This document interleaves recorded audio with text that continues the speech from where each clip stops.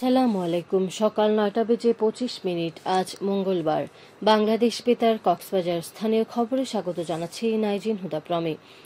মিয়ানমারের রাখাইন রাজ্যের মুংডু থেকে এক মাস পরে ৩৫০ বস্তা ফেলন ডাল নিয়ে একটি ট্রলার এসেছে টেকনাফ স্থলবন্দরে।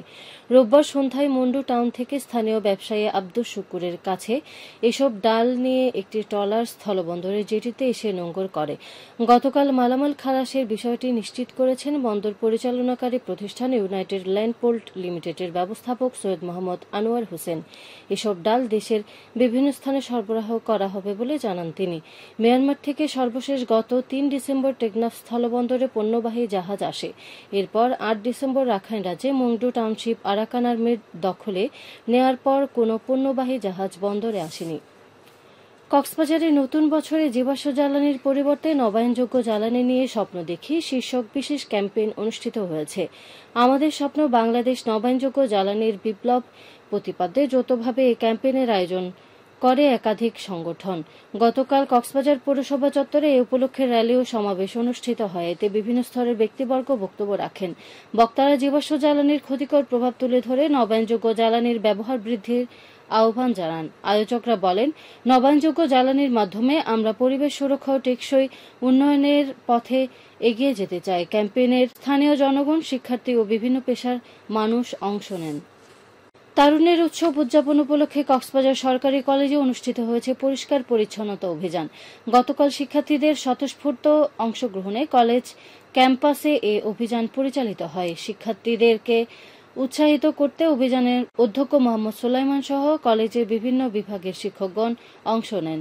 এ সময় অধ্যক্ষ বলেন, এই উদ্যোগের মাধ্যমে একটি সুন্দর বাংলাদেশের স্বপ্ন বাস্তবায়নে শিক্ষার্থীদের দেশপ্রেমিক ও সুনাগরিক হয়ে ওঠার শিক্ষা লাভের সুযোগ সৃষ্টি করবে। চকরিয়া উপজেলায় ৮৩০ একর চিংড়ি ঘের দখলের ঘটনায় গুলিবিদ্ধ হয়ে একজন ঘের কর্মচারী আহত হয়েছেন। এ সময় বন্দুকসহ ৪ সন্ত্রাসীকে স্থানীয় জনতার সহযোগিতায় আটক করে পুলিশ। গতকাল বিকেলে উপজেলার চিরিঙ্গা ইউনিয়নের সওদাগর ঘোনা চিংড়ি জোন চরণদ্বীপ মৌজার ভাটামনের খাল এলাকায় এ ঘটনা ঘটে। গুলিবিদ্ধ ব্যক্তির নাম মোহাম্মদ এহসান। তিনি একই এলাকার মৃত শামসুল আলমের ছেলে। চকরিয়া থানার ভারপ্রাপ্ত কর্মকর্তা ওসি মোহাম্মদ মনজুর কাদের ভূঁইয়া ঘটনার সত্যতা নিশ্চিত করেছেন। এ ঘটনায় সংশ্লিষ্ট আইনে থানায় মামলা দায়ের করা হয়েছে বলে জানান তিনি। জুলাই আগস্ট গণ অভ্যুত্থানের দ্বিতীয় শহীদ ওয়াসিম আকরামের স্মৃতিকে ধরে রাখতে তার নামে ব্যাডমিন্টন টুর্নামেন্ট শুরু হয়েছে। রোববার সন্ধ্যায় কক্সবাজার ইনডোর স্টেডিয়ামে জমজমাটে এই টুর্নামেন্টের আয়োজন করে আরফাত রহমান কোকো ক্রীড়া সংসদ।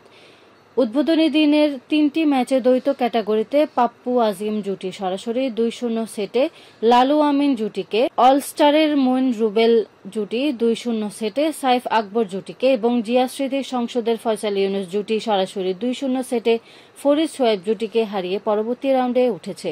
এর আগে সংসদের সভাপতি নাসির উদ্দিন বাচ্চু সভাপতিত্বে টুর্নামেন্টের উদ্বোধন করেন জেলা বিএনপির সাধারণ সম্পাদক অ্যাডভোকেট শামীম আরা স্বপ্না।